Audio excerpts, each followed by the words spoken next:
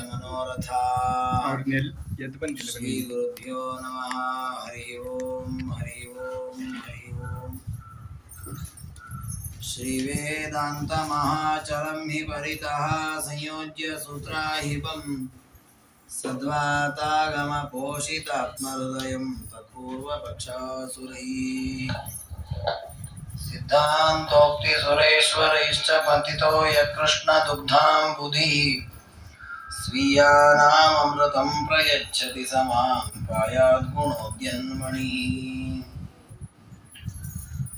ಶ್ರೀ ವಾದಿರಾಜ ಗುರು ಸಾರ್ವಭೌಮರು ರಚನೆ ಮಾಡಿರತಕ್ಕಂತಹ ಅತ್ಯುತ್ತಮವಾದ ಕೃತಿ ಶ್ರೀ ರುಕ್ಮಿಣೀಶ ವಿಜಯ ಅನ್ನುವಂತಹ ಗ್ರಂಥ. ಈ ಗ್ರಂಥವನ್ನ ವಾದಿರಾಜ ಗುರು ಸಾರ್ವಭೌಮರು ಕೃಷ್ಣದೇವರ ಪ್ರೀತಿಗಾಗಿ ರಚನೆ ಮಾಡಿರುವಂತಹದ್ದು. ಇನ್ನು ಭಾಗವತಾದಿ ಗ್ರಂಥಗಳಲ್ಲಿ ದೇವರೇ ತನ್ನ ಭಕ್ತರಿಗೆ ಉಪದೇಶ ಮಾಡುವಾಗ ತಿಳಿಸಿದ ಮಾತು, ಯಾವುದೇ ಕರ್ಮವನ್ನ ಪರಮಾತ್ಮನ ಪ್ರೀತಿಗಾಗಿ ಮಾಡಬೇಕು, ಆಗ ಅದು ನಮ್ಮ ಜನ್ಮದ ಸಾಧನೆಗೆ ಉಪಯುಕ್ತವಾಗುತ್ತೆ, ವಿಶೇಷವಾಗಿ ಮೋಕ್ಷಕ್ಕೆ ಕಾರಣವಾಗುತ್ತೆ ಅಂತ. ಮುಖ್ಯವಾಗಿ ವಾದಿರಾಜ ಗುರು ಸಾರ್ವಭೌಮರು ಈ ಗ್ರಂಥದ ಕೊನೆಯಲ್ಲಿ ಆ ಮಾತನ್ನು ತಿಳಿಸ್ತಾರೆ. ಈ ಒಂದು ಕೃತಿಯಿಂದ ಪರಮಾತ್ಮ ಪ್ರೀತನಾಗಲಿ, ದೇವರ ಪ್ರೀತಿಗಾಗಿ ಈ ಕೃತಿಯನ್ನು ಮಾಡಿದ್ದೇನೆ ಅಂತ ರಾಜರೇ ಸ್ವಂತ ಹೇಳಿದ್ದಾರೆ. ಆದರೂ ಈ ಕೃತಿಯ ವಿಷಯವಾಗಿ ಒಂದು ಕಥೆಯನ್ನ ಪರಂಪರೆಯಲ್ಲಿ ಇತಿಹಾಸದಲ್ಲಿ ಹೇಳುವಂತಹದ್ದಿದೆ. ಈ ಸಂಸ್ಕೃತ ಸಾಹಿತ್ಯದಲ್ಲಿ ಮಾಘ ಅಂತ ಒಬ್ಬ ಕವಿ ಇದ್ದಾರೆ, ಭಾರಿ ದೊಡ್ಡ ಸಂಸ್ಕೃತ ಪಂಡಿತರು. ಸುಮಾರು ಮಧ್ವಾಚಾರ್ಯರಿಗಿಂತ ಒಂದು 800-900 ವರ್ಷದ ಹಿಂದೆ ಬಂದಂಥ ಒಬ್ಬ ಕವಿ, 600-800 ವರ್ಷದ ಹಿಂದೆ. ಆ ಕವಿಗಳು ಒಂದು ಕಾವ್ಯ ಬರೆದಿದ್ದಾರೆ, ಶಿಶುಪಾಲವಧ ಅಂತ ಒಂದು ಕಾವ್ಯ. ಅದರಲ್ಲಿ ಅಪೂರ್ವವಾದ ಕವಿತ್ವ, ಅವರ ಸಂಸ್ಕೃತದ ಪಾಂಡಿತ್ಯ, ವ್ಯಾಕರಣದ ವೈದುಷ್ಯ, ಜೊತೆಗೆ ಅನೇಕ ಚಮತ್ಕಾರಗಳು, ವರ್ಣನೆಗಳು, ಬೇರೆ ಬೇರೆ ವಿಧವಾದ ಅಲಂಕಾರಗಳ ಜೋಡಣೆ, ಇದರಿಂದಾಗಿ ಜಗತ್ತಲ್ಲಿ ಹೆಚ್ಚು ಪ್ರಸಿದ್ಧಿಯನ್ನು ಪಡೆದ ಕಾವ್ಯ ಆ ಶಿಶುಪಾಲವಧ ಅನ್ನುವಂಥ. ಕಾಳಿದಾಸನದ್ದು ರಘುವಂಶ, ಕುಮಾರ ಸಂಭವ ಅಂತ 2 ಕಾವ್ಯ ಇದೆ. ಭಾರವಿ ಎನ್ನುವ ಒಬ್ಬ ಕವಿಗಳು ಬರೆದಂತಹ ಕಿರಾತಾರ್ಜುನೀಯ ಅಂತ ಒಂದು ಕಾವ್ಯ.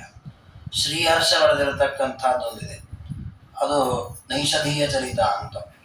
ಜೊತೆಗೆ ಈ ಶಿಶುಪಾಲವಧ, ಈ 5 ಕಾವ್ಯಗಳನ್ನು ಪಂಚಮಹಾಕಾವ್ಯಗಳು ಅಂತ ಕರೀತಾರೆ, ಬಹಳ ಪ್ರಸಿದ್ಧಿ ಇರುವ ಕಾವ್ಯಗಳು.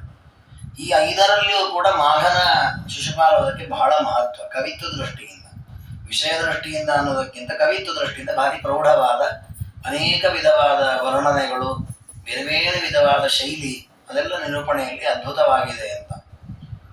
ಆ ಕಾರಣಕ್ಕಾಗಿ ಆಗಿನ ಕಾಲದಲ್ಲಿ ವಾದಿರಾಜ ಗುರು ಸಾರ್ವಭೌಮರ ಸಂಚಾರ ಕಾಲದಲ್ಲಿ ಪೂನಾ ಅಂತ ಇವತ್ತೇನು ಕರೀತೇವೆ ಪುಣೆ, ಆ ಊರಿನಲ್ಲಿ ಆ ಮಾಘನ ಕಾವ್ಯವನ್ನ ಆನೆಯ ಮೇಲಿಟ್ಟು ಮೆರವಣಿಗೆ ಮಾಡ್ತಾ ಇದ್ರಂತೆ. ಇದು ಅತ್ಯುತ್ತಮವಾದ ಕಾವ್ಯ ಅಂತ. ಆಗ ವಾದಿರಾಜ ಗುರು ಸಾರ್ವಭೌಮರು ಹೇಳಿದ್ರಂತೆ, ಇದಕ್ಕಿಂತಲೂ ಉತ್ತಮವಾದ ಒಂದು ಕಾವ್ಯ ಇದೆ ಅಂತ ಹೇಳಿದ್ರಂತೆ.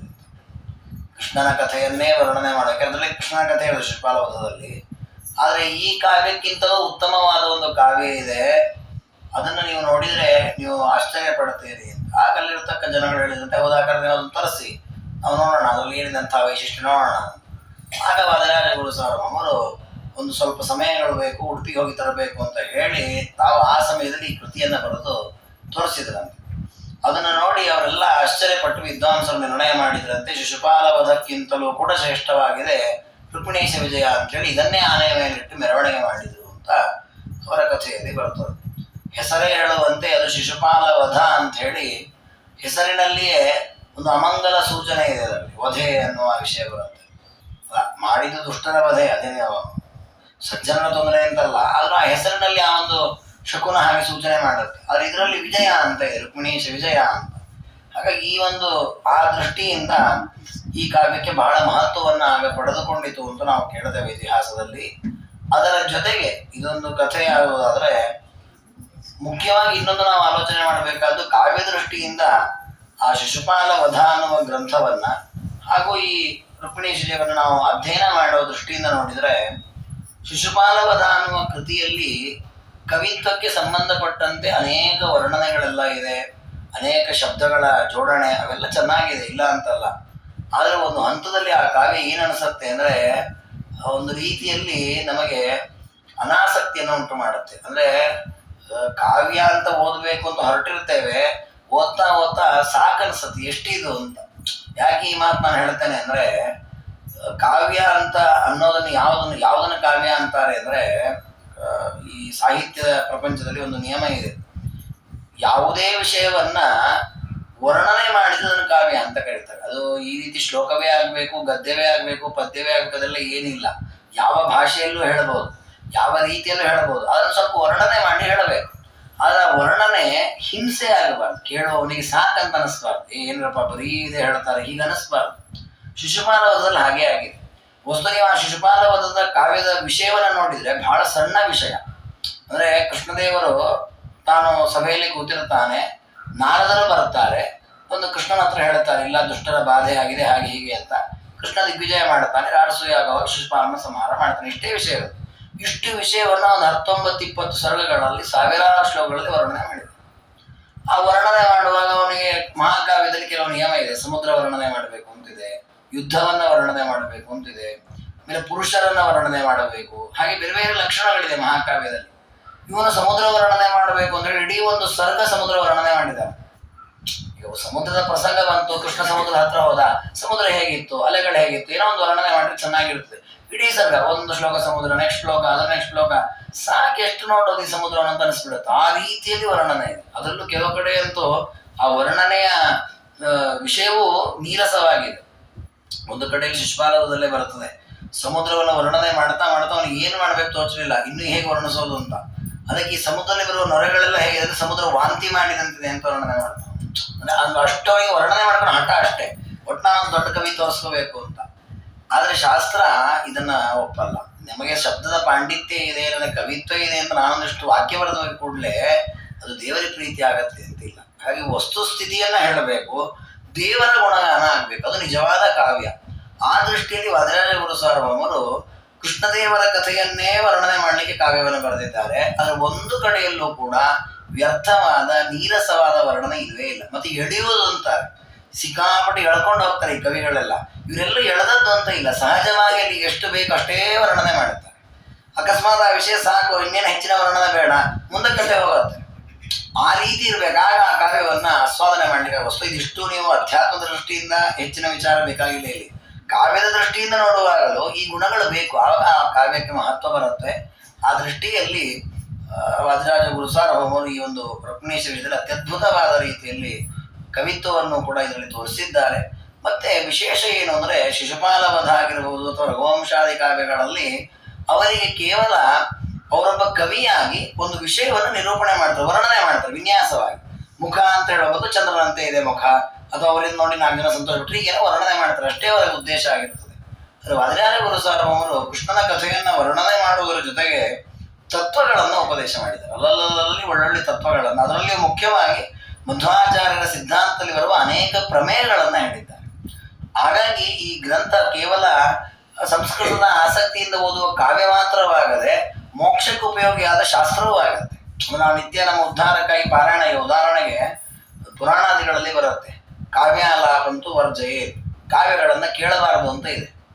ಸನ್ಯಾಸಿಗಳಾದವರು, ಮೋಕ್ಷ ಸಾಧನೆ ಮಾಡತಕ್ಕಂಥವ್ರು ಕಾವ್ಯಗಳನ್ನು ಕೇಳಲೇಬಾರದು ಅಂತ ಇದೆ. ಆದರೆ ಈ ಕಾವ್ಯಗಳನ್ನು ಸನ್ಯಾಸಿಗಳು ಕೇಳುತ್ತಾರೆ. ಯಾಕೆ ಅಂದರೆ ಕಾವ್ಯ ಅಂದರೆ ಕೇವಲ ಈ ರೀತಿಯ ಲೌಕಿಕವಾದ ಪ್ರಪಂಚವನ್ನು ವರ್ಣನೆ ಮಾಡುವ ಕಾವ್ಯವಾಗಿದ್ರೆ ಆಗ ಅದನ್ನು ವರ್ಜನೆ ಮಾಡಬೇಕು. ಆದರೆ ಈ ಕಾವ್ಯ ಹಾಗಲ್ಲ, ವಿಷ್ಣುವಿನ ಮಹಿಮೆಯನ್ನೇ ಹೇಳುತ್ತೆ. ಅದು ತಾತ್ವಿಕವಾಗಿ ವಸ್ತುಸ್ಥಿತಿಯ ನಿರೂಪಣೆಯಾದ್ದರಿಂದ ಅತ್ಯಂತ ಶ್ರೇಷ್ಠವಾಗಿ ವಿದ್ವನ್ಮಂಡಲಿಯಲ್ಲಿ ಪೂಜಿತವಾದ ಗ್ರಂಥ. ಜೊತೆಗೆ ವಾದಿರಾಜ ಗುರುಸಾರ್ವಭೌಮರು ಈ ಕೃತಿಯ ಪ್ರತಿಯೊಂದು ಸರ್ಗದ ಕೊನೆಯಲ್ಲೂ ಒಂದು ಶ್ಲೋಕದಲ್ಲಿ ಹೇಳಿದ್ದಾರೆ. ಈ ಕೃತಿ ಎಂಥದ್ದು ಅಂದರೆ, ಕೃಷ್ಣನ ಕಥೆಯನ್ನು ಕೇಳುವುದರಿಂದ ರೋಮ್ನಾಂ ಹರ್ಷಣಕಾರಿಣಿ ಶ್ರವಣತ ಪಾಪೌಗ ವಿಧ್ವಂಸಿನಿ. ಯಾರು ಈ ಕೃಷ್ಣನ ಕಥೆಯನ್ನು ಕೇಳ್ತಾರೋ ಅವರಿಗೆ ರೋಮಾಂಚನವಾಗತ್ತೆ, ಪಾಪಗಳೆಲ್ಲ ನಾಶವಾಗಿ. ಶ್ರವಣತಃ ಪಾಪೌಗ ವಿಧ್ವಂಸಿನಿ. ಬರೀ ಪಾಪ ಪರಿಹಾರ ಮಾತ್ರ ಅಲ್ಲ, ಪ್ರೇಮ್ಣ ಚಿಂತಯತಾಂ ವಿಚಿತ್ರ ವಿಮಲ ಶ್ಲಾಘ್ಯಾರ್ಥ ಸಂದಾಯಿ. ಭಕ್ತಿಯಿಂದ ಆ ಕೃಷ್ಣನ ಕಥೆಯಲ್ಲಿ ಬರುವ ಒಂದೊಂದು ತತ್ವಗಳನ್ನು ಅನುಸಂಧಾನಪೂರ್ವಕವಾಗಿ ಚಿಂತನೆ ಮಾಡುತ್ತಾ ಇದ್ರೆ ಇನ್ನಷ್ಟು ಅಪೂರ್ವವಾದ ತತ್ವಜ್ಞಾನ ಪ್ರಕಟವಾಗುತ್ತೆ. ನಾವು ಎಷ್ಟೋ ಬಾರಿ ಎಷ್ಟೋ ವಿಷಯಗಳನ್ನ ಕೇಳಿರ್ತೇವೆ, ಅದು ನಾವು ಮನವರಿಕೆ ಆಗಿರಲ್ಲ. ಪ್ರತಿ ಬಾರಿಯೂ ಭಾಗವತ ಕೇಳುವಾಗಲೂ ಹೊಸ ಹೊಸ ವಿಷಯಗಳು ತಿಳಿತಾ ಹೋಗುತ್ತೆ. ಯಾಕೆ ತಿಳಿಯುತ್ತೆ ಅಂದರೆ, ಕಿವಿಗೆ ಬಿದ್ದಿದೆ ಶಬ್ದಗಳು, ಬಟ್ ಅದು ನಮ್ಮ ಮನಸ್ಸನ್ನು ಮುಟ್ಟಿಲ್ಲ, ಇನ್ನೂ ಮನವರಿಕೆ ಆಗಿಲ್ಲ. ಹಾಗಾದ್ರೆ ಆ ರೀತಿ ಮನವರಿಕೆ ಆಗಬೇಕು ಅಂದ್ರೆ ನಮ್ಮ ಅಂತಃಕರಣ ಶುದ್ಧವಾಗಬೇಕು, ಪಾಪ ಪರಿಹಾರ ಆಗಬೇಕು. ಅದಕ್ಕೆ ರಾಜನಂತಾರೆ, ಈ ಗ್ರಂಥವನ್ನು ಶ್ರವಣ ಮಾಡಿದರೆ ಪಾಪ ಹೋಗುತ್ತೆ, ತತ್ವಜ್ಞಾನ ಸ್ಫುಟವಾಗತ್ತೆ, ಮನವರಿಕೆ ಆಗತ್ತೆ, ಕೊನೆಗೆ ಪರಮಾತ್ಮನ ಲೋಕವನ್ನು ಹೊಂದಲಿಕ್ಕೆ ಅನುಕೂಲವಾಗದಂತಹ ಶ್ರೇಷ್ಠವಾದ ಗ್ರಂಥವನ್ನ ಒಂದಿಷ್ಟು ದಿನಗಳ ಕಾಲ ಯಥಾಶಕ್ತಿಯಾಗಿ ತಿಳಿಯುವ ಪ್ರಯತ್ನವನ್ನು ಮಾಡೋಣ. ಆರಂಭದಲ್ಲಿ ಈ ಕೃತಿಯಲ್ಲಿ ಭದ್ರಾಜ ಗುರುಸಾರ್ ಅವರು ಕೃಷ್ಣನ ಸ್ತೋತ್ರವನ್ನ ಮಾಡ್ತಾರೆ. ಒಂದು ಅವರಿಗೆ ಕೃಷ್ಣದೇವರ ಮೇಲೆ ವಿಶೇಷವಾದ ಭಕ್ತಿ ಇದ್ದೇ ಇದೆ. ಕೃಷ್ಣದೇವರನ್ನ ಆರಾಧನೆ ಮಾಡಿದವರು, ಪೂಜೆ ಮಾಡಿದವರು. ವಿಶೇಷವಾಗಿ ಈ ಕೃತಿಯ ಕಾವ್ಯದ ನಾಯಕನು ಕೃಷ್ಣದೇವರಾದ್ದರಿಂದ ಕೃಷ್ಣನನ್ನೇ ಸ್ತೋತ್ರ ಮಾಡುತ್ತಾರೆ.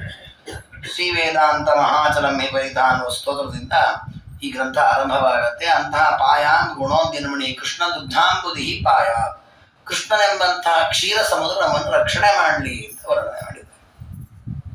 ಇಲ್ಲಿ ಅವರೇನು ಕೃಷ್ಣನನ್ನ ವರ್ಣನೆ ಮಾಡ್ತಾ ಇದ್ದಾರೆ, ಒಂದು ಕ್ಷೀರ ಸಮುದ್ರ ಅಂತ ವರ್ಣನೆ ಮಾಡ್ತಾರೆ ದೇವರನ್ನ. ಈ ಕ್ಷೀರ ಸಮುದ್ರ ಅಂತ ವರ್ಣನೆ ಮಾಡಬೇಕಾದ್ರೆ ಅದಕ್ಕೊಂದು ಹಿನ್ನೆಲೆ ಇದೆ. ಏನು ಅಂದ್ರೆ, ಕ್ಷೀರ ಸಮುದ್ರ ಅಂದ್ಕೊಂಡು ನಮ್ಗೆ ನೆನಪಾಗುವಂತಹದ್ದು ಸಮುದ್ರ ಮಥನದ ಕಥೆ ನೆನಪಾಗತ್ತೆ. ದೇವತೆಗಳು ದೈತ್ಯರು ಸೇರಿ ಸಮುದ್ರ ಮಥನವನ್ನ ಮಾಡಿದ್ರು. ಯಾಕೆಂದ್ರೆ ಅಮೃತಕ್ಕೋಸ್ಕರವಾಗಿ ಮಥನ ಮಾಡಿದಾಗ ಅಮೃತ ಬಂತು. ಅಮೃತವನ್ನು ದೇವತೆಗಳೆಲ್ಲ ಕುಡಿದ್ರು, ಅಜರಾಮರರಾದ್ರು ಅನ್ನೋ ಕಥೆ ಪ್ರಸಿದ್ಧ, ಭಾಗವತದಲ್ಲಿ ಬಂದಿದೆ. ಆ ಕಥೆಯ ವಿಷಯವನ್ನೇ ಇಟ್ಕೊಂಡು ಕೃಷ್ಣನನ್ನ ವರ್ಣನೆ ಮಾಡ್ತಾರೆ. ಅಲ್ಲಿ ಕ್ಷೀರ ಸಮುದ್ರದ ಮೂಲಕ ಅಮೃತ ಪ್ರಾಪ್ತಿ ಆಯಿತು. ಹಾಗೆ ಕೃಷ್ಣನ ಮೂಲಕ ಅಮೃತ ಪ್ರಾಪ್ತಿ ಆಗುತ್ತೆ. ಕೃಷ್ಣ ಹೇಗಿದ್ದಾನೆ? ಕ್ಷೀರ ಸಮುದ್ರದಂತೆ ಇದ್ದಾನೆ. ಕ್ಷೀರ ಸಮುದ್ರದಲ್ಲಿ ಏನೇನು ವೈಭವ ಇದೆ ಅದನ್ನೆಲ್ಲ ಕೃಷ್ಣದೇವರಲ್ಲಿ ಹೇಗೆ ಬರುತ್ತೆ ತೋರಿಸಿಕೊಡ್ತಾರೆ. ಕ್ಷೀರ ಸಮುದ್ರದಲ್ಲಿ ಮಥನ ಮಾಡುವಾಗ ದೊಡ್ಡದಾದ ಒಂದು ಪರ್ವತವನ್ನಿಟ್ಟು ಮಥನ ಮಾಡಿದರು. ಆ ಮಥನ ಮಾಡಲಿಕ್ಕೆ ಹಗ್ಗವಾಗಿ ವಾಸುಕಿಯನ್ನು ಕಟ್ಟಿದರು. ಒಂದು ಕಡೆಯಲ್ಲಿ ದೇವತೆಗಳು, ಇನ್ನೊಂದು ಕಡೆಯಲ್ಲಿ ದೈತ್ಯರು, ಇಬ್ಬರು ಸೇರಿ ಮಥನ ಮಾಡಿದರು. ಮಥನ ಮಾಡುವಾಗ ಅದರಿಂದ ಅನೇಕ ಪದಾರ್ಥಗಳು ಬಂತು, ಕೊನೆಯಲ್ಲಿ ಅಮೃತ ಬಂತು. ಆ ಅಮೃತವನ್ನ ಪರಮಾತ್ಮ ದೈತ್ಯರಿಗೆ ಕೊಡಲಿಲ್ಲ, ಕೇವಲ ದೇವತೆಗಳಿಗೆ ಕೊಟ್ಟ. ಮಥನ ಮಾಡುವಾಗ ಇಬ್ರು ಇದ್ದಾರೆ, ದೇವತೆಗಳು ಇದ್ರು, ದೈತ್ಯರು ಇದ್ರು. ಆದ್ರೆ ಅಮೃತ ಸಿಕ್ಕದ್ದು ಮಾತ್ರ ದೇವತೆಗಳಿಗೆ, ದೈತ್ಯರಿಗೆ ಕೊಡ್ಲಿಲ್ಲ. ಇಂತಹ ಪರಮಾತ್ಮ ನಮಗೆ ಅನುಗ್ರಹವನ್ನ ಮಾಡಲಿ ಅನ್ನುವ ಆ ಸಮುದ್ರ ಮಥನದ ವಿಷಯವನ್ನು ಇಟ್ಕೊಂಡು ಈ ರೀತಿಯಲ್ಲಿ ಅಮೃತವನ್ನ ಕೊಟ್ಟದ್ದು ಕೃಷ್ಣ. ಆ ಕೃಷ್ಣ ನಮ್ಮನ್ನ ರಕ್ಷಣೆ ಮಾಡಲಿ ಅಂತ ಕೃಷ್ಣದೇವರು ಹೇಗಿದ್ದಾರೆ ಅದಕ್ಕೆ ಈ ಸಮುದ್ರ ಮಥನದ ಪೂರ್ಣ ಚಿತ್ರಣವನ್ನ ಅಧ್ಯಾತ್ಮ ದೃಷ್ಟಿಯಿಂದ ಅವರು ತೋರಿಸಿಕೊಡ್ತಾರೆ ಭದ್ರಾಜ ಗುರುಸಾರ್ ಅವರು. ಶ್ರೀ ವೇದಾಂತ ಮಹಾಚಲಂ ಹಿ ಪರಿತಃ ಸಂಯೋಜ್ಯ ಸೂತ್ರಾಹಿಪಂ. ಕ್ಷೀರ ಸಮುದ್ರದಲ್ಲಿ ಅಮೃತಕ್ಕೋಸ್ಕರ ಮಥನ ಮಾಡುವಾಗ ಮಂದರ ಪರ್ವತ ಇಟ್ಟರು, ಹಗ್ಗವನ್ನ ವಾಸುಕಿಯನ್ನಾಗಿ ಹಗ್ಗವನ್ನ ಕಟ್ಟಿ ಮಥನ ಮಾಡಿದ್ರು ಅಂತ. ಇಲ್ಲಿ ದೇವರು ನಮಗೆ ಅಮೃತವನ್ನು ಕೊಡಬೇಕು ಅಂತಾದ್ರೆ ಇರುವ ಪರ್ವತ ಯಾವುದು? ಪರಮಾತ್ಮನೇ ಶ್ರೇಷ್ಠವಾದಂತಹ ಕ್ಷೀರ ಸಮುದ್ರ. ಈ ಕ್ಷೀರ ಸಮುದ್ರದಲ್ಲಿ ಇಡಬೇಕಾದ ಪರ್ವತ ಯಾವುದು ಅಂದ್ರೆ ವೇದಾಂತ ಗ್ರಂಥಗಳೇ ಇದಕ್ಕಿರತಕ್ಕಂತಹ ಪರ್ವತ. ಅಲ್ಲಿ ಇಟ್ಟದ್ದು ಮಂದರ ಪರ್ವತವನ್ನ, ಅದನ್ನಿಟ್ಟು ಮಥನ ಮಾಡಿ ಅಮೃತವನ್ನು ಹೊರಗೆ ತೆಗೆದಿದ್ದಾರೆ. ದೇವರಲ್ಲಿ ನಾವು ಮಾಡಬೇಕಾದ್ದು ವೇದಾಂತದ ಚಿಂತನೆ. ಅಂದ್ರೆ ವೇದಾಂತದ ಚಿಂತನೆಯಿಂದ ನಮಗೆ ಅಮೃತ ಪ್ರಾಪ್ತಿ ಆಗತ್ತೆ. ವೇದಾಂತ ಅಂದ್ರೆ ವೇದಗಳು, ಅದರ ಅಂಗಗಳು, ಮತ್ತೆ ವಿಶೇಷವಾಗಿ ಉಪನಿಷತ್ತುಗಳು, ಅವನ್ನೆಲ್ಲ ವೇದಾಂತ ಅಂತ ಕರೀತಾರೆ. ಅಂತಹ ವೇದಾಂತವೆಂಬ ಪರ್ವತವನ್ನ ಮಥನ ಮಾಡಬೇಕು ನಾವು ಪರಮಾತ್ಮನಲ್ಲಿ. ಹೇಗೆ ಮಥನ ಮಾಡೋದು? ಅಲ್ಲಿ ಮಥನ ಮಾಡಲಿಕ್ಕೆ ವಾಸುಕಿ ಇತ್ತು. ಇಲ್ಲಿ ವೇದಾಂತವನ್ನ ಮಥನ ಮಾಡಲಿಕ್ಕಿರುವಂತಹ ವಾಸುಕಿ ಹಗ್ಗ ಯಾವುದು ಅಂದರೆ ಸಂಯೋಜ್ಯ ಸೂತ್ರಾಹಿಪಂ. ಬ್ರಹ್ಮಸೂತ್ರಗಳೇ ಇದಕ್ಕಿರತಕ್ಕ ಹಗ್ಗ. ಅಂದ್ರೆ ವೇದಾಂತವನ್ನು ನಾವು ಹೇಗೆ ಅರ್ಥ ಮಾಡಿಕೊಳ್ಬೇಕಂದ್ರೆ ಬ್ರಹ್ಮಸೂತ್ರದ ಆಧಾರದಲ್ಲಿ ಅರ್ಥ ಮಾಡಬೇಕು, ಮಥನ ಮಾಡಬೇಕು ವೇದಾಂತವನ್ನು. ಒಂದೊಂದು ವಾಕ್ಯಗಳು ಇದೆ. ಏನಿದೆ? ಸತ್ಯಂ ಜ್ಞಾನಂ ಅನಂತಂ ಬ್ರಹ್ಮ ಅಂತ ಒಂದು ವೇದ ವಾಕ್ಯ ಇದೆ. ಸ ಆತ್ಮ ತತ್ವಮಸಿ ಅಂತ ಒಂದು ವಾಕ್ಯ ಇದೆ. ನೇಹ ನಾನಾಸ್ತಿ ಕಿಂಚನ ಅಂತ. ಹೀಗೆ ಅನೇಕ ವೇದ ವಾಕ್ಯಗಳಿದೆ. ಆ ವೇದ ವಾಕ್ಯಗಳನ್ನ ಹೇಗೆ ನಾವು ಮಥನ ಮಾಡಬೇಕು? ಸಂಯೋಜ್ಯ ಸೂತ್ರಾಹಿಪಂ. ಬ್ರಹ್ಮಸೂತ್ರವೆಂಬ ಹಗ್ಗದಿಂದ ಮಥನ ಮಾಡಬೇಕು. ಅಲ್ಲ, ಮಥನ ಮಾಡ್ಲಿಕ್ಕೆ ಅಲ್ಲಿ ಇಬ್ರು ಇದ್ರು, ದೇವತೆಗಳು ದೈತ್ಯರು. ಇಲ್ಲಿ ಯಾರು ಮಥನ ಮಾಡಬೇಕು ಅಂದ್ರೆ ಸತ್ವಾತಾಗಮ ಪೋಷಿತಾತ್ಮ ಹೃದಯಂ ತತ್ಪೂರ್ವ ಪಕ್ಷ ಸುರೈಹಿ ಸಿದ್ಧಾಂತೋಕ್ತಿ ಸುರೇಶ್ವರೈಶ್ಚ ಮಥಿತೋ. ಅಲ್ಲಿ ದೇವತೆಗಳು ದೈತ್ಯರು ಅಂತ ಇಬ್ರು ಹೇಗಿದ್ರು, ಇಲ್ಲೂ ಇಬ್ರು ಇದ್ದಾರೆ. ಒಂದು ಪೂರ್ವ ಪಕ್ಷ ಮಾಡುವವರು, ಇದೊಂದು ಸಿದ್ಧಾಂತ ಹೇಳುದು. ಅಂದ್ರೆ ಒಬ್ರು ಆಕ್ಷೇಪ ಮಾಡ್ತಾರೆ, ಇನ್ನೊಬ್ರು ಉತ್ತರ ಕೊಡ್ತಾರೆ. ಹಾಗಾದ್ರೆ ಪೂರ್ವ ಪಕ್ಷ ಮಾಡುವವರೆಲ್ಲ ಅಸುರರಿದ್ದ ಹಾಗೆ, ಉತ್ತರ ಕೊಡೋರೆಲ್ಲ ದೇವತೆಗಳಿದ್ದ ಹಾಗೆ. ಹಾಗೆ ಅವರಿಬ್ಬರ ನಡುವೆ ಚರ್ಚೆ ನಡೆಯುತ್ತಲ್ಲ, ಅದೇ ಸಮುದ್ರ ಮಥನ ಆಗುವುದು ಅಂತ. ಹೀಗೆ ಆ ವೇದಾಂತವನ್ನು ಚರ್ಚೆ ಮಾಡಬೇಕು ಅಂತ. ಮತ್ತೆ ಇಲ್ಲಿ ಇನ್ನೊಂದು ವಿಷಯವನ್ನು ಹೇಳಿದ್ದಾರೆ ವಿಶೇಷವಾಗಿ, ಅಂದ್ರೆ ಸೂತ್ರಾಹಿಪಂ. ಬ್ರಹ್ಮಸೂತ್ರವೇ ಇದಕ್ಕೆ ಹಗ್ಗ ಇದ್ದಂತೆ ಅಂತ ಹೇಳಿದ್ರು. ಅಲ್ಲಿ ವಾಸುಕಿ ಹಗ್ಗವಾಗಿದ್ದ ಮಂದರ ಪರ್ವತವನ್ನು ಮಥನ ಮಾಡಲಿಕ್ಕೆ. ಆದರೆ ವಾಸುಕಿ ಏನು ತಿಂತಿರ್ಲಿಲ್ಲ ಮಥನ ಮಾಡುವಾಗ. ಅದು ಒಂದನ್ನು ಮಾತ್ರ ತಿಂತಾ ಇದ್ದವನು, ಏನಂದ್ರೆ ಗಾಳಿಯನ್ನು ತಗೊಳ್ತಾ ಇದ್ದ. ಅದಕ್ಕೆ ಅವುಗಳನ್ನ ವಾತಾಶನ ಅಂತ ಕರೀತಾರೆ, ಹಾವುಗಳನ್ನ. ಹಾಗಾಗಿ ಇಲ್ಲೂ ಕೂಡ ಈ ಬ್ರಹ್ಮಸೂತ್ರಗಳನ್ನು ನಾವು ಸುತ್ತ ಕಟ್ಟಬೇಕು ವೇದಾಂತಕ್ಕೆ. ಅಂದ್ರೆ ವೇದಾಂತಗಳನ್ನ ಬ್ರಹ್ಮಸೂತ್ರದ ಆಧಾರದಲ್ಲಿ ನಾವು ಅಧ್ಯಯನ ಮಾಡಬೇಕು. ಹಾಗಂತ ಬ್ರಹ್ಮಸೂತ್ರವನ್ನು ನೇರವಾಗಿ ಅರ್ಥ ಮಾಡ್ಕೊಳ್ಳಿಕ್ಕಾಗತ್ತಾ? ಇಲ್ಲ. ಹಾಗೆ ಬ್ರಹ್ಮಸೂತ್ರವು ಕೂಡ ನಮಗೆ ಅಪಾರ್ಥವನ್ನೇ ಉಂಟು ಮಾಡುತ್ತೆ. ವೇದವ್ಯಾಸ ನಮಗೆ ಮೋಹ ಮಾಡ್ತಾರೆ. ಅದಕ್ಕೆ ಬ್ರಹ್ಮಸೂತ್ರವನ್ನು ಹೇಗೆ ಅರ್ಥ ಮಾಡ್ಕೊಳ್ಬೇಕು ಅಂದ್ರೆ, ಸದ್ವಾತಾಗಮ ಪೋಷಿತಾತ್ಮ ಹೃದಯಂ. ಅಲ್ಲಿ ಹಗ್ಗವಾದ ವಾಸುಕಿಗೆ ಗಾಳಿ ಆಹಾರವಾದರೆ, ಇಲ್ಲಿ ಹಗ್ಗವಾಗಿರುವ ಬ್ರಹ್ಮಸೂತ್ರಕ್ಕೆ ಆಹಾರವಾದದ್ದು ಮಧ್ವಾಚಾರ್ಯರ ಸೂತ್ರ ಭಾಷೆ. ಅಂದ್ರೆ ಮಧ್ವಾಚಾರ್ಯ ವಾತಾಗಮ ಅಂದ್ರೆ ವಾತಾವರಣ ಮುಖ್ಯ ಪ್ರಾಣದೇವರು, ಅವರ ಅವತಾರವಾದ ಮಧ್ವಾಚಾರ್ಯರು ಏನು ಬರೆದಿದ್ದಾರೆ ಸೂತ್ರ ಭಾಷ್ಯ, ಅನುವ್ಯಾಖ್ಯಾನ, ಇವುಗಳಿಂದ ಪೋಷಿತವಾಗಬೇಕು. ಅಂದ್ರೆ ಇವುಗಳ ಅರ್ಥವನ್ನ ತಿಳಿದು ಬ್ರಹ್ಮಸೂತ್ರವನ್ನು ತಿಳ್ಕೊಳ್ಬೇಕು. ಅದರ ಆಧಾರದಲ್ಲಿ ವೇದದ ಒಂದೊಂದು ವಾಕ್ಯವನ್ನು ಮಥನ ಮಾಡಬೇಕು. ಯಾವುದರ ಮೂಲಕ? ಪೂರ್ವ ಪಕ್ಷಿಗಳ ಆಕ್ಷೇಪಗಳು, ಉತ್ತರ ಪಕ್ಷದ ಮಾತುಗಳು ಎರಡನ್ನು ಇಟ್ಕೊಂಡು ವಿಮರ್ಶೆ ಮಾಡಬೇಕು, ಚರ್ಚೆ ಮಾಡಬೇಕು. ಹಾಗೆ ಮಥನ ಮಾಡಿದಾಗ ಈ ಕೃಷ್ಣ ಎಂಬಂತಹ ಕ್ಷೀರ ಸಮುದ್ರ ಏನು ಕೊಡುತ್ತೆ? ಸ್ವೀಯಾನಾಮೃತಂ ಪ್ರಯಚ್ಛತಿ, ಅಮೃತವನ್ನು ಕೊಡ್ತಾನೆ. ಯಾವಾಗ ನಾವು ವೇದಾಂತದ ತತ್ವಗಳನ್ನು ಮಥನ ಮಾಡ್ತೇವೆ ಆಗ ಅಮೃತ ಅಂತಂದ್ರೆ ಜನನ ಮರಣಾದಿ ಸಕಲ ದೋಷಗಳನ್ನು ಕಳೆಯುವ ಶುದ್ಧವಾದ ತತ್ವಜ್ಞಾನ ಮೊದಲು ಬರುತ್ತೆ. ಪರಮಾತ್ಮನನ್ನು ಹೇಗೆ ಉಪಾಸನೆ ಮಾಡಬೇಕು, ದೇವರು ಹೇಗಿದ್ದಾನೆ, ಈ ತತ್ವಜ್ಞಾನ ಮೊದಲು ಬರುತ್ತೆ. ಇದೇ ದೊಡ್ಡ ಅಮೃತ. ಈ ಅಮೃತ ಬಂದ ಮೇಲೆ ಪರಮಾತ್ಮನ ಅನುಗ್ರಹ ರೂಪವಾದ ಪ್ರಸಾದ ಸಿಗತ್ತೆ, ಅದನ್ನು ಅಮೃತ ಅಂತ ಕರೀತಾರೆ. ಆ ನಂತರ ದೈಹಿಕವಾಗಿಯೂ ವಿಕಾರವಾಗದ ಮೋಕ್ಷ ಪ್ರಾಪ್ತಿಯಾಗುತ್ತೆ. ಹೀಗೆ ಮೂರು ರೀತಿಯಲ್ಲಿ ಅಮೃತವನ್ನು ಪರಮಾತ್ಮ ಕೊಡ್ತಾನೆ. ಅಂತಹ ಗುಣೋದ್ಯನಮಣಿ, ಅನಂತ ಗುಣಗಳ ಸಮುದ್ರನಾದಂತಹ ಕ್ಷೀರ ಸಮುದ್ರನಾದ ಆ ಕೃಷ್ಣ ನಮ್ಮನ್ನ ರಕ್ಷಣೆ ಮಾಡಲಿ ಅಂತ ಪ್ರಾರ್ಥನೆ ಮಾಡಿದ್ದಾರೆ. ಇದು ಕ್ಷೀರ ಸಮುದ್ರದ ಏನು ಚಿಂತನೆಗಳಿದೆ ಅದನ್ನೇ ದೃಷ್ಟಾಂತವಾಗಿಟ್ಟುಕೊಂಡು ಸಮಗ್ರವಾದ ಆ ಕೃಷ್ಣನಿಂದ ನಮಗೆ ಅಮೃತ ಪ್ರಾಪ್ತಿಯಾಗುವ ಚಿಂತನೆಯನ್ನ ಮಾಡಿದ್ದಾರೆ. ಇಲ್ಲಿ ಅಪೂರ್ವತೆ ಏನಿದೆ ಅಂತಂದ್ರೆ, ಸಾಮಾನ್ಯವಾಗಿ ಕಾವ್ಯಗಳಲ್ಲಿ ಈ ರೀತಿ ಇರ್ತದೆ. ಯಾವುದೋ ಒಂದು ವಿಷಯವನ್ನು ದೃಷ್ಟಾಂತ ಇಟ್ಟುಕೊಂಡು ಅಲ್ಲಿ ಸಮನ್ವಯ ಆಗುವಂತೆ ವರ್ಣನೆ ಮಾಡ್ತಾ ಹೋಗಿರುತ್ತಾರೆ. ಇಲ್ಲಿ ಅಪೂರ್ವವಾದದ್ದು ಏನು ಅಂದ್ರೆ, ಇಲ್ಲಿ ವಾದಿರಾಜ ಗುರು ಸಾರ್ವಭೌಮರು ಸಮುದ್ರ ಮಥನದ ಯಾವ ಯಾವ ಪದಾರ್ಥವನ್ನ ಇಲ್ಲಿ ಕೃಷ್ಣನ ಆರಾಧನೆಗೆ ಅಥವಾ ಚಿಂತನೆಗೆ, ಶಾಸ್ತ್ರದ ಮಥನಕ್ಕೆ ಸಮನ್ವಯ ಮಾಡಿದ್ದಾರೆ, ಸಂಪೂರ್ಣ ಸಮನ್ವಯ ಆಗುತ್ತೆ. ಅಲ್ಲಿ ಶ್ರೀವೇದ ಅಂತ ಮಹಾಚಲಂ ಅಂತ ಹೇಳಿದ್ದಾರೆ. ಅಂದ್ರೆ ವೇದಾಂತವೆಂಬಂತಹದ್ದು ದೊಡ್ಡ ಪರ್ವತ ಅಂತ ಹೇಳಿದ್ದಾರೆ. ಅಂದ್ರೆ ವೇದಾಂತ ಗ್ರಂಥಗಳು ಅಂದ್ರೆ ಉಪನಿಷತ್ತು ಗ್ರಂಥಗಳು. ಇದನ್ನ ಅಚಲ ಅಂತ ಕರೆದದ್ದು ಯಾಕೆ ಅಂದ್ರೆ, ಛಲ ಅಂದ್ರೆ ಚಲಿಸುವಂತಹದ್ದು, ಅಚಲ ಅಂದ್ರೆ ಚಲಿಸೋದಿಲ್ಲ, ಪರ್ವತದ ಸಹಜ ಪ್ರವೃತ್ತಿ ಇದು. ಆದ್ರೆ ಆ ಶಬ್ದವನ್ನೇ ಯಾಕೆ ಹಾಕಿದ್ದಾರೆ ರಾಜರು ಅಂತಂದ್ರೆ, ನಮ್ಮಲ್ಲಿ ಒಂದು ವ್ಯವಸ್ಥೆ ಇದೆ ಶಾಸ್ತ್ರ ಗ್ರಂಥಗಳಲ್ಲಿ. ಏನು ಅಂದ್ರೆ, ಪೌರುಷೇಯ ಗ್ರಂಥ, ಅಪೌರುಷೇಯ ಗ್ರಂಥ ಅಂತ ಎರಡು ರೀತಿಯ ಗ್ರಂಥಗಳಿವೆ. ಪುರಾಣಾದಿಗಳು, ಪಂಚರಾತ್ರ ಇವೆಲ್ಲ ಪೌರುಷೇಯ ಗ್ರಂಥ, ಅಂದ್ರೆ ಪರಮಾತ್ಮನೇ ರಚನೆ ಮಾಡಿದ ಕೃತಿಗಳು. ವೇದಗಳು ಪರಮಾತ್ಮನು ರಚನೆ ಮಾಡಿಲ್ಲ, ಅದು ಅಪೌರುಷೇಯ, ಅಂದ್ರೆ ಅನಾದಿಯಾಗಿದೆ. ಅದು ಇದ್ದದನ್ನು ದೇವರು ಹೇಳಿಕೊಡ್ತಾನೆ ಅಷ್ಟೇ. ಬ್ರಹ್ಮಾದಿ ದೇವತೆಗಳು ಅದು ಇದ್ದೇ ಇದೆ. ಬ್ರಹ್ಮದೇವರು ಹೊಸದಾಗಿ ಪರಮಾತ್ಮಿಗೆ ಮಹಾಭಾರತವನ್ನು ವೇದವ್ಯಾಸರು ಬರೆದ್ರು, ಭಾಗವತವನ್ನು ಬರೆದ್ರು, ಅಂದ್ರೆ ಹೊಸದಾಗಿ ರಚನೆ ಮಾಡಿದ್ರು. ಹಾಗೆ ವೇದಗಳನ್ನು, ಋಗ್ವೇದವನ್ನು ಬರದ, ರಚನೆ ಮಾಡಿದ ಇಲ್ಲ. ಹಿಂದೆ ಇದ್ದ ಋಗ್ವೇದವನ್ನೇ ಮತ್ತು ಉಪದೇಶ ಮಾಡೋದಷ್ಟೇ. ಅಂದ್ರೆ ಪೌರುಷೇಯವಾದ ಮಹಾಭಾರತ ಭಾಗವತಾದಿಗಳಿಗೆ ಚಲನೆ ಇದೆ. ಒಂದು ದಿವಸ ಅದು ನಾಶವಾಗತ್ತೆ. ಅದು ವೇದಾಂತ ಎಂದೂ ನಾಶವಾಗಲ್ಲ. ಹಾಗೆ ಅದು ಅಚಲ. ಅಂದ್ರೆ ಆ ಶಬ್ದವನ್ನ ಹಾಕಿದ್ದು ಕೂಡ ರಾಜರು ಆ ಒಂದು ಗ್ರಂಥಕ್ಕೆ ಪೂರ್ಣ ಅನ್ವಯ ಆಗ್ಬೇಕು, ಆ ರೀತಿ ಹಾಕಿದ್ದಾರೆ. ಆ ನಂತರ ಸಂಯೋಜ್ಯ ಸೂತ್ರಾಹಿಪಂ ನೋಡಿ, ಮಂದರ ಪರ್ವತಕ್ಕೆ ವಾಸುಕಿಯನ್ನು ಯಾವುದೋ ಒಂದು ಭಾಗ ಕಟ್ಟಿದ್ದಾರೆ, ಸುತ್ತ ಕಟ್ಟಿದ್ದಾರೆ. ಹಾಗೆ ಬ್ರಹ್ಮಸೂತ್ರವನ್ನ ವೇದದ ಯಾವುದೋ ಕೆಲವು ಮಾತುಗಳಿಗೆ ಮಾತ್ರ ಬ್ರಹ್ಮಸೂತ್ರ ತಗೊಂಡು ಅರ್ಥ ಮಾಡುವುದಲ್ಲ, ವೇದದ ಪ್ರತಿಯೊಂದು ಮಾತುಗಳನ್ನು ಕೂಡ ಬ್ರಹ್ಮಸೂತ್ರದ ಆಧಾರದಲ್ಲಿಯೇ ಚಿಂತನೆ ಮಾಡಬೇಕು. ಅಂದ್ರೆ ಎಷ್ಟು ಅಪೂರ್ವವಾದ ಚಿತ್ರಣ ಇದು ಅಂದ್ರೆ, ಆಚಾರ್ಯರು ಅದನ್ನ ತಾತ್ಪರ್ಯ ನಿರ್ಣಯದಲ್ಲಿ ಹೇಳುತ್ತಾರೆ. ಮಹಾಭಾರತ ತಾತ್ಪರ್ಯ ನಿರ್ಣಯದಲ್ಲಿ ಆಚಾರ್ಯರು ಆರಂಭದಲ್ಲಿ ಹೇಳುತ್ತಾರೆ, ನಾವು ಯಾವುದೇ ಶಾಸ್ತ್ರದ ಪ್ರಮೇಯಗಳನ್ನು ನಿರ್ಣಯ ಮಾಡುವುದು, ವೇದವಾಕ್ಯಗಳಿಗೆ ಅರ್ಥವನ್ನು ಮಾಡುವುದು ಹೇಗೆ ಅಂದರೆ ಸೂತ್ರದ ಆಧಾರದಲ್ಲಿಯೇ ಮಾಡಬೇಕು ಅಂತ ಹೇಳಿದ್ದಾರೆ. ಬ್ರಹ್ಮಸೂತ್ರದ ಆಧಾರದ, ಯಾಕೆಂದ್ರೆ ವೇದವ್ಯಾಸ ದೇವರು ನಿರ್ಣಯವಾಗಿ ಬರೆದು ಕೊಟ್ಟ ಸೂತ್ರಗಳು ಬ್ರಹ್ಮಸೂತ್ರವನ್ನು. ಹಾಗಾಗಿ ಸಂಯೋಜ್ಯ ಪರಿತಃ ಸಂಯೋಜ್ಯ, ವೇದಾಂತದ ಎಲ್ಲ ಭಾಗದಲ್ಲಿಯೂ ಕೂಡ ಬ್ರಹ್ಮಸೂತ್ರದ ಯೋಜನೆಯನ್ನು ಮಾಡಬೇಕು. ಆಮೇಲೆ ಸದ್ವಾತಾಗಮ ಪೋಷಿತಾತ್ಮನೆ, ಅದಂತೂ ನಾವು ನೋಡಿದ್ದೇವೆ. ವಾತಾಗಮ ಅನ್ನೋದಕ್ಕೆ ಅಲ್ಲಿ ಗಾಳಿಯನ್ನು ಸೇವಿಸ್ತದೆ ಹಾವು ವಾಸುಕಿ. ಇಲ್ಲಿ ಮುಖ್ಯ ಪ್ರಾಣದೇವರ ಭಾಷ್ಯವನ್ನ ಪೋಷಿಸಿಕೊಂಡು ಆ ಅರ್ಥವನ್ನ ಮಾಡಬೇಕು ಅಂತ. ಇನ್ನು ಪೂರ್ವ ಪಕ್ಷ ಸುರೈ ಸಿದ್ಧಾಂತೋಕ್ತಿ ಸುರೇಶ್ವರೈ, ಪೂರ್ವ ಪಕ್ಷ ಮಾಡತಕ್ಕವರನ್ನ ಅಸುರ ಅಂತ ಹೇಳಿದ್ದಾರೆ. ಅದು ಅತ್ಯಂತ ಔಚಿತ್ಯಪೂರ್ಣವಾದ. ಯಾಕೆ ಅಂದ್ರೆ ನಾವು ವೇದಾಂತದ ವಿಮರ್ಶೆ ಮಾಡುವಾಗ ಪೂರ್ವ ಪಕ್ಷ ಏನಂತ ಬರುತ್ತದೆ, ದೇವರಿಗೆ ಗುಣ ಇದೆಯೋ ಇಲ್ವೋ ನೋಡಿ, ದೇವರಲ್ಲಿ ಗುಣ ಇಲ್ಲ ಅಂತ ಆರೋಪ ಮಾಡುದು ಯಾರು? ಅಸುರರೇ. ಸಜ್ಜನ ಯಾರು ದೇವರಿಗೆ ಗುಣ ಇಲ್ಲ ಅಂತಾರ? ಈಗ ಪ್ರತಿಯೊಬ್ಬರು ದೇವರ ಅನಂತ ಗುಣಗಳನ್ನೇ ಉಪಾಸನೆ ಮಾಡೋದು. ಹಾಗಾದ್ರೆ ಪೂರ್ವ ಪಕ್ಷಗಳನ್ನ ಅಸುರ ಅಂತ ಕರೆದದ್ದು ಕೂಡ ಅತ್ಯಂತ ಔಚಿತ್ಯಪೂರ್ಣವಾಗಿದೆ. ಅದು ಅಂದ್ರೆ ಸುಮ್ಮನೆ ಏನೋ ಇವರಿಗೊಂದು ಕಲ್ಪನೆ ಬೇಕಿತ್ತು ಅಂತ ಹಾಕಿದ್ದಲ್ಲ. ಯಾಕೆಂದ್ರೆ ಪೂರ್ವ ಪಕ್ಷಿಗಳ ಸ್ಥಿತಿ ಹಾಗೇ ಇದೆ. ಯಾಕೆಂದ್ರೆ ದೇವರ ಗುಣಗಳನ್ನ ಅಲ್ಲಗಳೆಯುವುದು, ಜಗತ್ತಿನ ಅಸ್ತಿತ್ವವನ್ನು ಅಲ್ಲಗಳೆಯುವುದು, ಪರಮಾತ್ಮನ ಸೃಷ್ಟಿ ವೈಭವವನ್ನು ಅಲ್ಲಿಗಳೆಯುವುದು, ಇದೆಲ್ಲವೂ ಕೂಡ ದೇವರ ಮೇಲಿನ ದ್ವೇಷದಿಂದ ಮಾಡುವ ಪ್ರವೃತ್ತಿ. ಹಾಗೆ ಅದನ್ನ ಪೂರ್ವ ಪಕ್ಷಿಗಳು ಅಂತ ಕರೆದಿದ್ದಾರೆ.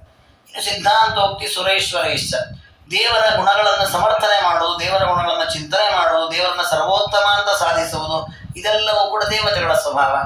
ಹಾಗಾಗಿ ಆ ಎರಡು ದೃಷ್ಟಾಂತವು ಅತ್ಯಂತ ಔಚಿತ್ಯಪೂರ್ಣವಾದುದು. ಇನ್ನು ಮಥನ, ಶಾಸ್ತ್ರದ ಚರ್ಚೆ ಅನ್ನೋದರ ಮಥನ ಅಂತ ವೇದಗಳಲ್ಲೇ ಬಂದಿದೆ. ಗುರು ಶಿಷ್ಯರು ಅರಣ್ಯನ್ನ ಮಥನ ಮಾಡುವಂತೆ ದೇವರ ವಿಷಯವನ್ನ ಮಥನ ಮಾಡಬೇಕು ಅಂತ ಕಾಟಕೋಪನಿಷತ್ತೇ ಹೇಳಿದೆ. ಹಾಗಾಗಿ ಮಥನ ಅಂತ ಹೇಳಿದ್ದು ಅತ್ಯಂತ ಔಚಿತ್ಯಪೂರ್ಣ. ಇನ್ನು ಸ್ವೀಯಾನ ಅಮೃತಂ ಪ್ರಯಚ್ಛತಿ ಸಮ, ಇದು ಅತ್ಯಂತ ಸಮನ್ವಯವಾಗತಕ್ಕಂತಹ ದೃಷ್ಟಾಂತವನ್ನು ಹೇಳಿದ್ದಾರೆ ರಾಜರು. ಅಲ್ಲಿ ಸಮುದ್ರ ಮಥನವಾದಾಗ ಪರಮಾತ್ಮ ದೈತ್ಯರಿಗೆ ಒಂದು ಹನಿಯೂ ಅಮೃತ ಕೊಡದೆ ಕೇವಲ ದೇವತೆಗಳಿಗೇ ಅಮೃತವನ್ನು ಕೊಟ್ಟಿದ್ದಾರೆ. ಹಾಗೆ ವೇದಾಂತ ಗ್ರಂಥಗಳು ಪುಸ್ತಕ ಪ್ರಿಂಟ್ ಆಗಿ ಎಲ್ಲ ಅಂಗಡಿಗಳಲ್ಲೂ ಸಿಗತ್ತೆ. ಜ್ಞಾನ ಬರೋದು ಪರಮಾತ್ಮನ ಭಕ್ತರಿಗೆ ಮಾತ್ರ. ನಮ್ಮ ಹತ್ರ ಇದೆ ಗೀತಾ ಪುಸ್ತಕ, ನಮ್ಮ ಹತ್ರ ಇದೆ ವೇದಾಂತ ಪುಸ್ತಕ, ನಮ್ಮ ಹತ್ರ ಸೂತ್ರ ಪುಸ್ತಕ ಇದೆ. ಅರ್ಥ ಆಯ್ತಾ? ಅದರ ತಾತ್ಪರ್ಯ ತಿಳಿಯಲ್ಲ. ಹಾಗಾಗಿ ಸ್ವೀಯಾನ ಅಮೃತಂ ಪ್ರಯಚ್ಛ, ಪರಮಾತ್ಮ ವೇದಾಂತ ಶಾಸ್ತ್ರಗಳ ಮೂಲಕ ತತ್ವಜ್ಞಾನವನ್ನು ಚೆನ್ನಾಗಿ ಕೊಟ್ಟು ಪರಮಾತ್ಮನಲ್ಲಿ ದೃಢವಾದ ಭಕ್ತಿ ಬರುವಂತೆ ಮಾಡಿ ತನ್ನ ಅತ್ಯರ್ಥ ಪ್ರಸಾದವನ್ನು ನೀಡಿ ಮೋಕ್ಷವನ್ನು ಕರುಣಿಸುವುದು ಯಾರಿಗೆ? ತನ್ನ ನೈಜ ಭಕ್ತರಿಗೆ ಮಾತ್ರ. ಹಾಗಾಗಿ ಆ ಒಂದು ಅಂಶವೂ ಕೂಡ ಪರಿಪೂರ್ಣ ಸಮನ್ವಯವಾಗತ್ತೆ. ಅಂತಹ ಅನಂತ ಗುಣಗಳ ಆಗರನಾದಂತಹ ಕೃಷ್ಣ ಪರಮಾತ್ಮ, ಅವನೊಂದು ಕ್ಷೀರ ಸಮುದ್ರ, ಅವನು ನಮ್ಮನ್ನು ರಕ್ಷಣೆ ಮಾಡಲಿ ಅಂತ ಹೀಗೆ ಅತ್ಯಂತ ಅಪೂರ್ವವಾಗಿ ಸ್ತೋತ್ರವನ್ನ ಮಾಡ್ತಾರೆ ಮೊದಲಿಗೆ. ಅದಾದ ಮೇಲೆ ದೇವರ ಮತ್ತೊಂದು ರೂಪ ಹಯಗ್ರೀವ ರೂಪ, ಆ ರೂಪದ ಸ್ತೋತ್ರವನ್ನ ಮಾಡಿದ್ದಾರೆ. ಕಾವ್ಯದ ಅಧಿಪತಿ, ಕಾವ್ಯದ ನಾಯಕ ಕೃಷ್ಣನಾದ್ದರಿಂದ ಮೊದಲು ಕೃಷ್ಣನಿಗೆ ಸ್ತೋತ್ರ ಮಾಡಿದರು. ಇನ್ನು ತಾವು ವಿಶೇಷವಾಗಿ ಉಪಾಸನೆ ಮಾಡುವ ರೂಪ ದೇವರ ಹಯಗ್ರೀವ ರೂಪ. ವಾದಿರಾಜರಿಗೆ ದೇವರ ಒಳಗೆ ಬಂದಂತಹ ರೂಪ ಹಯಗ್ರೀವ ರೂಪ. ಅದು ಮಧ್ವಾಚಾರ್ಯರು ಹಯಗ್ರೀವ ದೇವರ ಒಂದು ಚಿತ್ರಣವನ್ನು ಕೊಟ್ಟಿದ್ದಾರೆ ತಮ್ಮ ತಂತ್ರಸಾರ ಸಂಗ್ರಹದಲ್ಲಿ. ಹಯಗ್ರೀವ ದೇವರನ್ನು ಹೇಗೆ ಉಪಾಸನೆ ಮಾಡಬೇಕು, ಅವ್ರನ್ನ ಹೇಗೆ ಧ್ಯಾನ ಮಾಡಬೇಕು, ನಾವು ಅವರ ಮಂತ್ರ ಏನು, ಕೈಯಲ್ಲಿ ಏನೆಲ್ಲ ಇದೆ ಲಕ್ಷಣಗಳು ಅಂತ ಅವ್ರು ಕೊಟ್ಟಿದ್ದಾರೆ ಒಂದು ಚಿತ್ರಣವನ್ನು.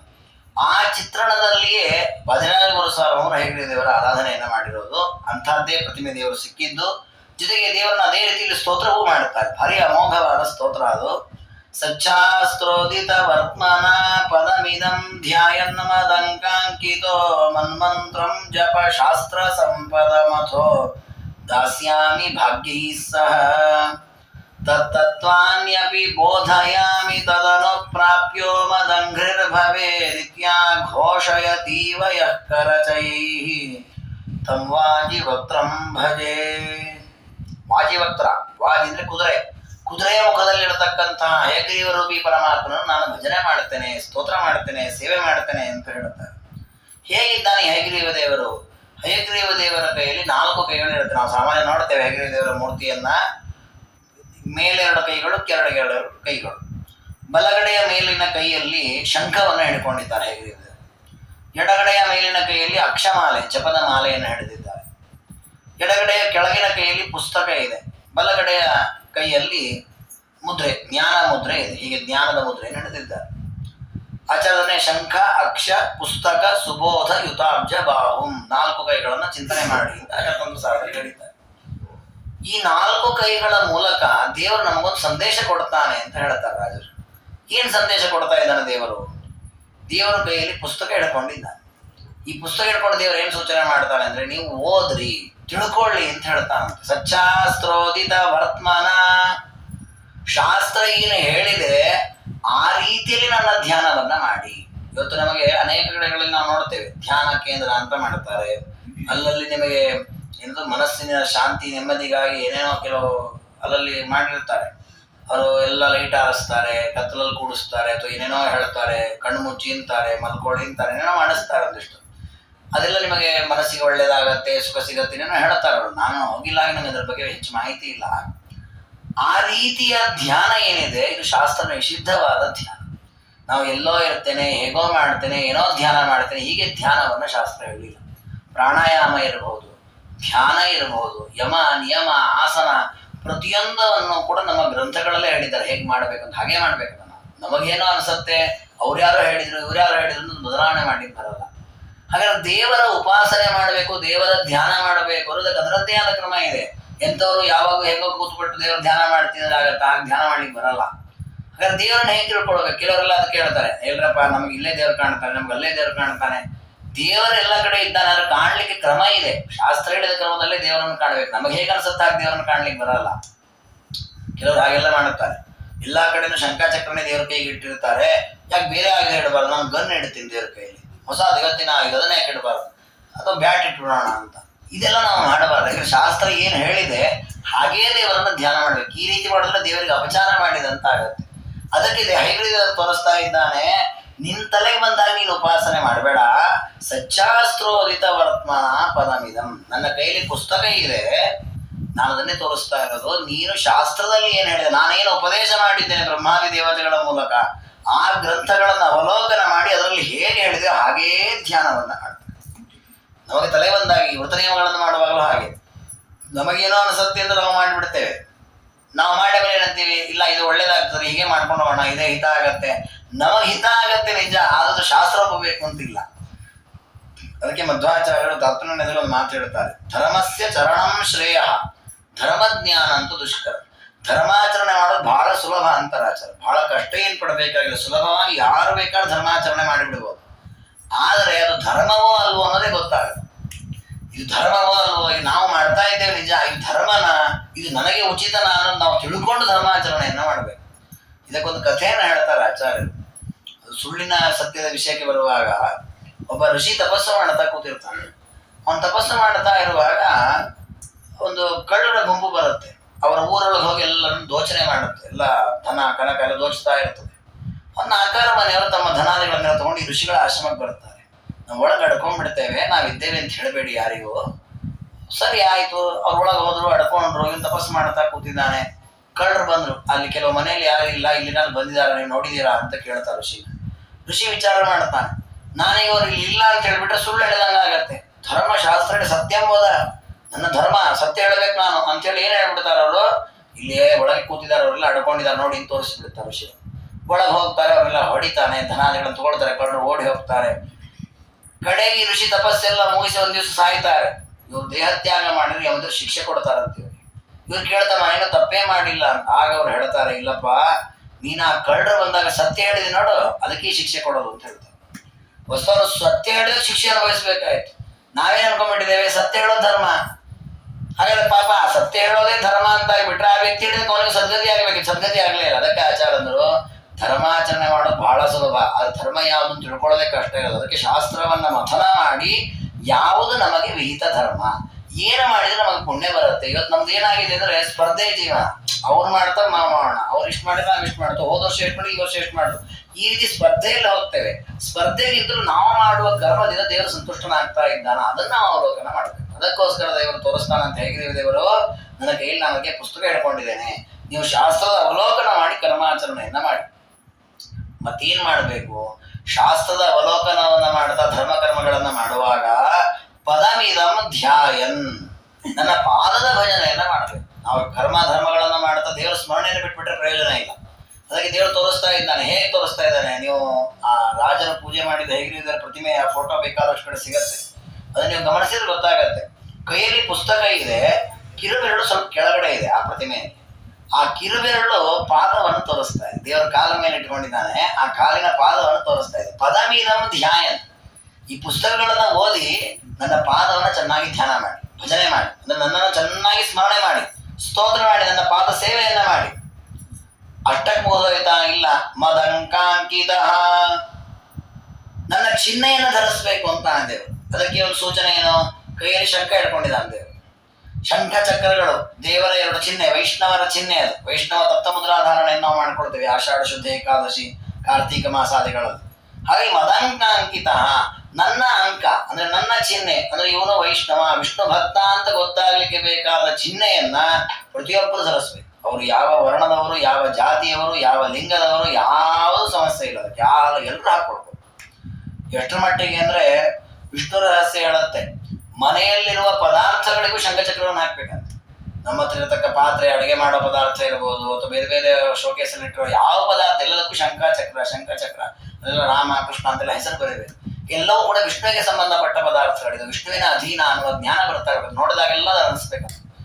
ಮುಂಚಿನ ಕಾಲದಲ್ಲಿ ಮಠಮಂದಿರಗಳಲ್ಲಿ ದೊಡ್ಡ ದೊಡ್ಡ ಪಾತ್ರೆಗಳಲ್ಲಿ ಅಡುಗೆ ಮಾಡ್ತಿದ್ರು. ಆಮೇಲೆಲ್ಲ ಶಂಖ ಚಕ್ರ ಚಿತ್ರ ಬರ್ತಿದ್ರು. ಆಮೇಲೆ ರಾಮ ಕೃಷ್ಣ ರಾಮ ಅಂತೆಲ್ಲ ಹೆಸರು ಬರೀತಾ ಇದ್ರು. ಹಾಗಾಗಿ ಅದನ್ನು ಹೇಳ್ತಾರೆ, ಮದಂಕ ಅಂಕಿತ ಹಯಗ್ರೀವದೇವರು ತೋರಿಸ್ತಾ ಇದ್ದಾನೆ ಶಂಖವನ್ನು ಕೈಯಲ್ಲಿ ಹಿಡಿದುಕೊಂಡು, ಯಾರು ಉದ್ಧಾರ ಆಗಬೇಕು ಅಂತ ಬಯಸ್ತೀರಿ ನೀವು ನನ್ನ ಚಿಹ್ನೆಯನ್ನು ಧರಿಸಬೇಕು. ಆಮೇಲೆ ಮನ್ಮಂತ್ರಂ ಜಪ ಶಾಸ್ತ್ರ ಸಂಪದ ಮಥೋ ದಾಸ್ಯಾಮಿ ಭಾಗ್ಯೈ ಸಹ.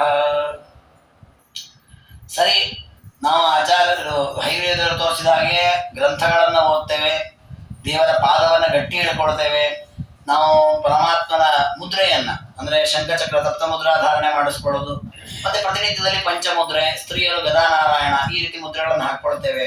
ಇಷ್ಟು ಮಾಡಿದ್ರೆ ಆಗೋಯ್ತಾ? ಮುಗಿಲಿಲ್ಲ, ಇನ್ನೂ ಇದೆ.